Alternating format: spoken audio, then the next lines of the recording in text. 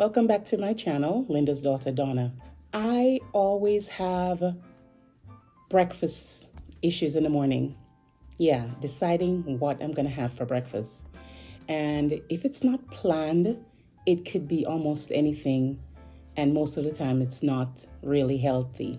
Or I don't get up soon enough to make a really healthy breakfast. So I am going to be making a breakfast vegetable frittata today, and hopefully it will turn out pretty tasty, and that will serve as breakfast for a few mornings. So for this dish, I'm going to be using potatoes, which I actually diced and I boiled for about, I'm going to say 5 minutes, because I want to make sure that they are tender in the frittata. I'm going to be using some mushrooms that are roughly chopped, some spinach, fresh spinach that's also roughly chopped. I have some purple onions. I have some sweet potatoes that are chopped and green onions next to them, some chopped tomatoes, and also broccoli. I'm going to flavor this with some red pepper flakes, oregano, basil, salt, and paprika. In my skillet, I have some olive oil, about a tablespoon of olive oil that's already heated. And I'm going to put in the pot my onions, quite a bit of onions, as you can see, because I love onions. And I'm also going to put the scallions and the sweet peppers. I'm going to saute these until the onions are tender. Now, my peppers were frozen peppers, so notice once I put them in the skillet, which was already hot, it cooled the temperature down, so I'm going to turn the heat up just a little bit. I'm not going to add the broccoli or spinach to this because I don't want them to become any more softer than they already are. As you can see, to the peppers and onions, I have added my potatoes, and I'm gonna add all the powdered seasoning that I had, the salt, paprika, oregano, basil, and paprika, if I didn't say that, because I want to get everything combined and flavored nicely before I add this to the egg mixture.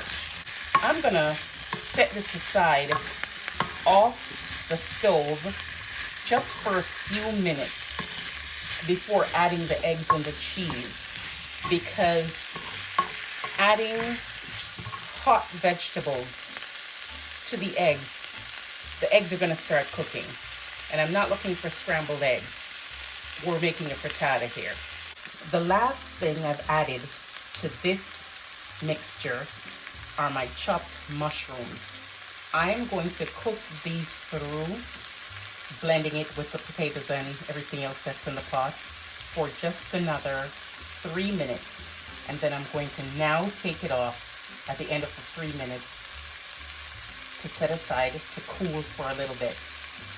While it's cooling, I'll beat a dozen eggs, and I'll have about 1.5 cups or 2 cups of cheese that I'll show you.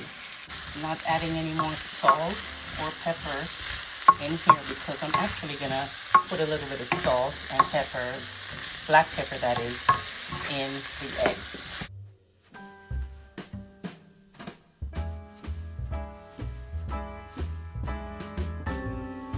While my potatoes and peppers and mushrooms were cooling down just a little bit, I whisked 12 eggs, 12 whole eggs, and I seasoned it with black pepper, salt, and a little bit of garlic.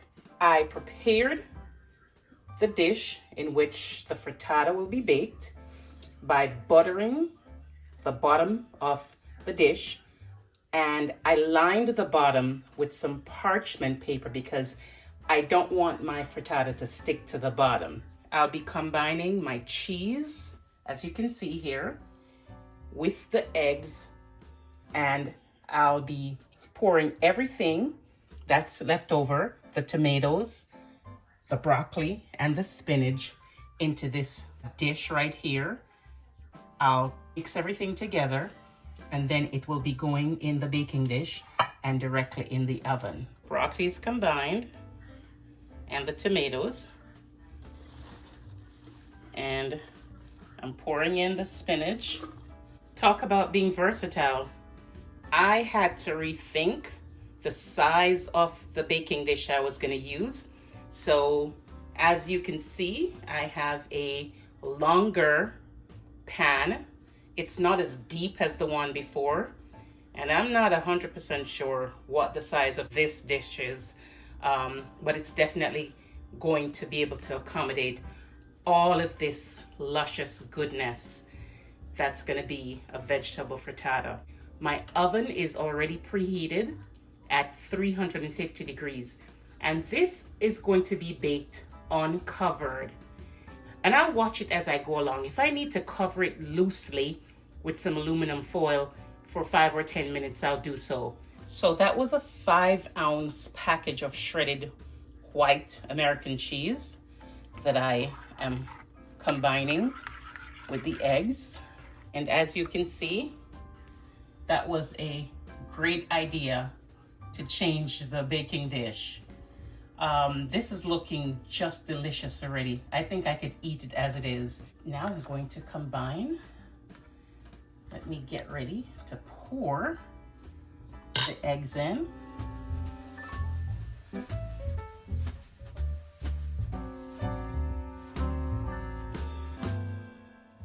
And I'm going to stir this in. Just move it in delicately with the spoon.